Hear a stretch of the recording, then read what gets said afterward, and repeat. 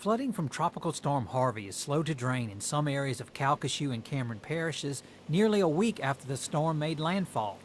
Agricultural fields consisting primarily of rice and soybeans suffered damage, but the biggest concern in southwest Louisiana is moving cattle to higher ground and feeding them.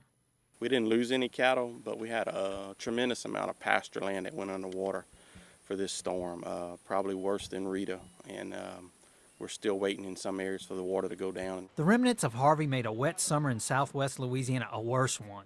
Farmers were struggling to cut hay before the storm, and many will not have the hay reserves they typically have entering winter. Only about half of the farmers have even cut hay for the first time, and so we have a lot of old hay in the field that probably needs to get harvested. And you know, the quality's not going to be there, but we're going to hopefully be able to cut as much as we can. Brandon Vail was not able to finish cutting this field because conditions became too wet.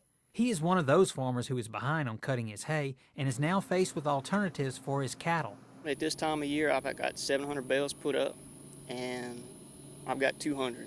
I'm actually looking at baling some bean stubble just to try and get enough bales, and we'll just have to supplement and cull down on our cattle. Vail is unable to get to a rice field down this road, but he expects it to be a total loss and does not intend to harvest it. As bad as it is, he realizes it could have been much worse. We were luckier than most. We didn't have to move any cattle out. We lost a little bit of rice, had some beans that still got water on them, but we were very fortunate compared to a lot of people, especially in Texas. Vail expects the yield on his flooded soybeans to be very low.